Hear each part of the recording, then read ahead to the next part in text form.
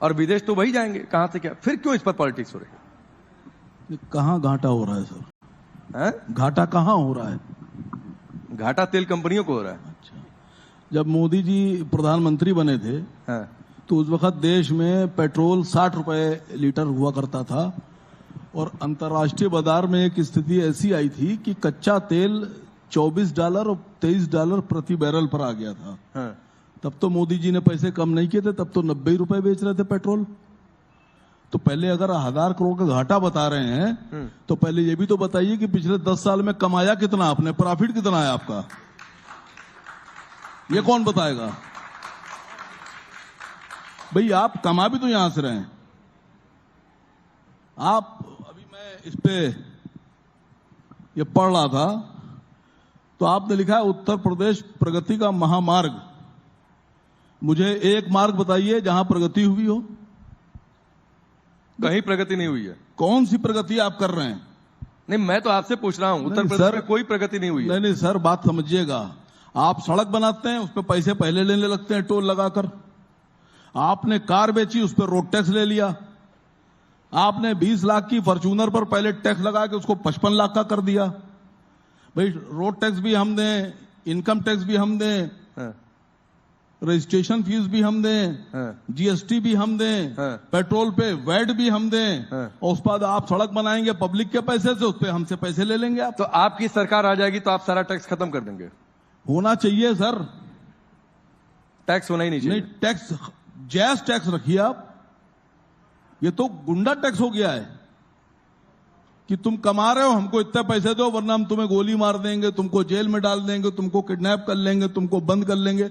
ये टैक्स सरकार के टैक्स नहीं होते हैं। सरकार के टैक्स होते हैं कि ईमानदारी के टैक्स दो। अच्छा, एक मिनट सर, बात निकाली तो पूरी कर लेने दीजिए। आप हमसे टैक्स ले रहे हैं, आप हमसे वोट ले रहे हैं, आप हमसे सरकार बनवा रहे हैं, और उसके बाद में हमारे ही बच्चे स्कूलों में अवैध फीसें जमा करेंगे। 10-10 हजार, 12-12 हजार, 8-8 हजार की फीस जमा करेंगे। हमारे बच्चों के जो कोर्स हैं वो 700-600 रुपए का कोर्स स्कूल के मालिकान 7-7 हजार, 8-8 हजार का बेचेंगे। सरकार की नजर इस पे नहीं है। एजुकेशन मिनिस्टर क्या कर रहे हैं? अच्छा, मोदी को विदेश जाना चाहिए कि नहीं? सुनिए, पहले बात सुनिए। प्रधानमंत्री को विदेश जाना चाहिए कि नहीं? अभी आपके चैनल पर अभी कुछ देर पहले ब्रजेश पाठक जी बैठे थे, स्वास्थ्य मंत्री हैं। आपने तो उनसे स्वास्थ्य पर सवाल ही नहीं पूछा कोई। अरे तो खड़ा होकर आप पूछ लिए होते। नहीं, आप बताइए, आप लोग यहाँ मौजूद और ये भी बता रहा हूँ कि अगर डिबेट में किसी को सवाल पूछना है तो हाथ उठाएंगे, मैं आ जाऊंगा आप लोगों के सर, पास। बात तो सुन लीजिए। आप में से सब यहाँ मौजूद थे, आप बताइए एंकर ने क्या। हर्षवर्धन जी कह रहे हैं कि सामने ही थे, खड़ा होकर बोलते कि हमको पूछना है। नहीं, उस वक्त तो मुस्कुरा रहे थे सर, क्योंकि बात उनको तो लगा कि मुसलमान सपा से इनकी तरफ चला जाए। बात तो जाते समय कोई सिफारिश भी बता रहे थे। जाते समय कोई सिफारिश भी बता रहे थे, इसीलिए बात तो सुन लेने दीजिए। सवाल नहीं पूछ पाते। बात तो सुन लेने दीजिए। पहले तो हर्षवर्धन जी के आगे आप लगाते हैं राजनीतिक विश्लेषक या पत्रकार। इनको बताइए आरएसएस का पत्रकार।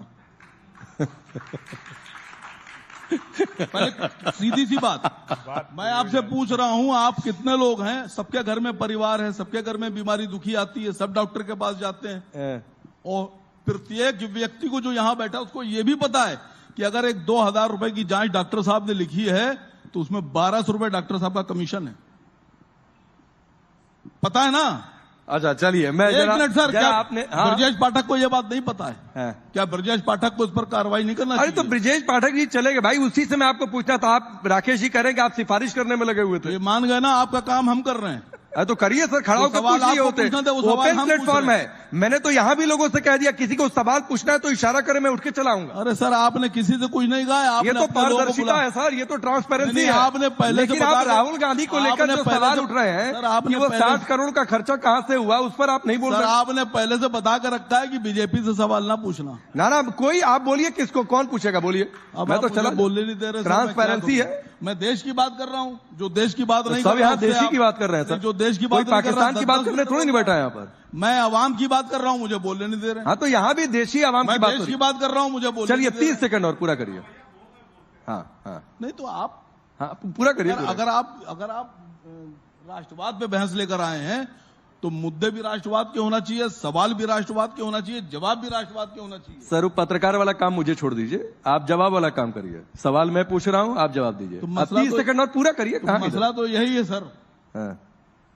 मतलब आप सबको सिखा लेंगे कि काम नहीं कर रहे हूं, आरएसएस के पत्रकार हैं, मैं पत्रकार नहीं हूं, मैं सवाल नहीं कर रहा हूं, आप नेतागिरी छोड़कर सब काम कर लेंगे। हर्षवर्धन जी 30 सेकंड बोलिए। आ रहा हूं। मैं ये कहूंगा आप लोगों को, असीम वकार जी को या तो जानकारी नहीं या झूठ बोलने की आदत है। अगर एक दिन भी मोदी सरकार में $24-25 का क्रूड बिका होगा तो मैं टीवी पर चैनल पर आना बंद कर दूंगा। आप लोग सब खोज लीजिए, इतना झूठ बोलते हैं असीम वकार। और आपके पास समय है, आप बताइए $24-25 कभी भी होगा, बताइएगा।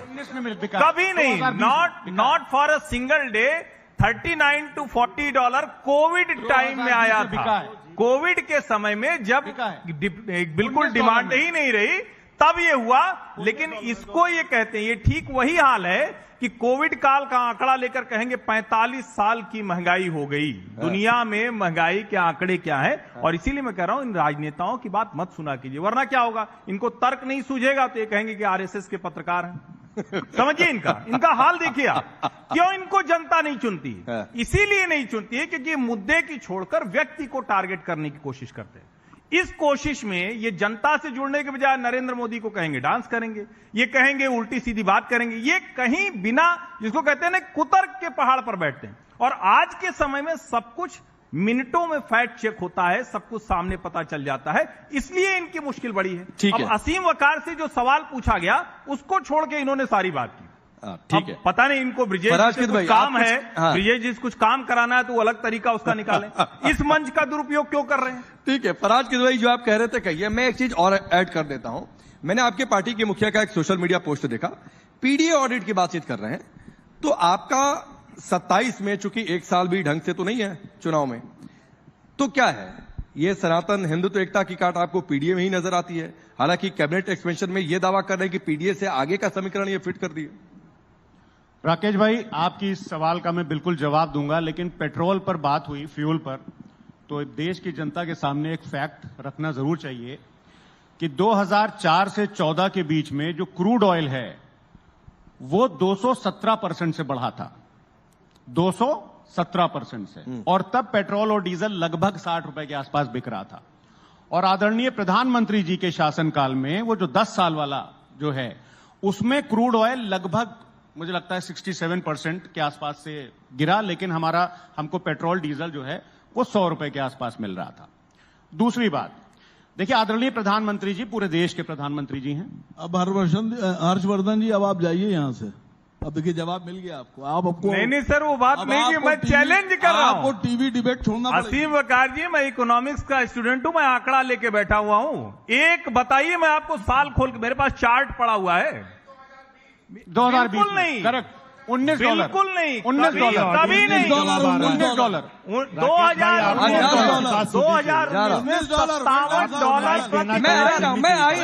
एक बार फराज साहब की बात पूरी हो जाए, मैं आ रहा हूं। फराज साहब की बात पूरी हो जाए। $57 पर बैरल 2019 का आंकड़ा निकाल लीजिए। अरे हर जी, $19 है, आगे बढ़ते हैं। नहीं है, बिल्कुल नहीं है। चलिए, मेरे पास चार्ट है सर, आप जहां से भी खोल, चलिए आगे बढ़ते हैं। हाँ, मैं आ रहा हूं सर, फराज साहब की बात पूरी हो जाए। वाइज बात कर लीजिए। $25 का क्रूड कभी नहीं, मैं फिर कह रहा हूं, कोविड काल में जब डिमांड बिल्कुल नहीं हुई, आप उसके आंकड़ों की बात कर रहे हैं। मैं फिर से दोहरा रहा हूं, इसीलिए आप लोगों की समस्या है कि आप फैक्ट पे बात नहीं कर पाते।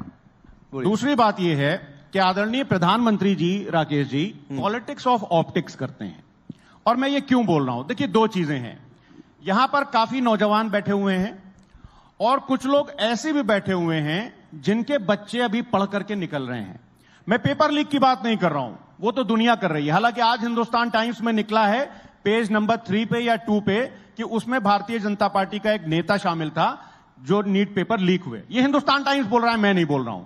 अब उसकी सच्चाई हर्षवर्धन जी बता देंगे, राकेश भाई बता देंगे। लेकिन आदरणीय प्रधानमंत्री जी करना कुछ चाहते हैं, हो उल्टा जाता है। मैं तो इस देश के नौजवानों से एक सवाल पूछना चाहता हूं कि आदरणीय प्रधानमंत्री जी ने कहा था कि वो अगले 5 साल में 1 करोड़ इंटर्नशिप 1 करोड़ बच्चों की करवाएंगे।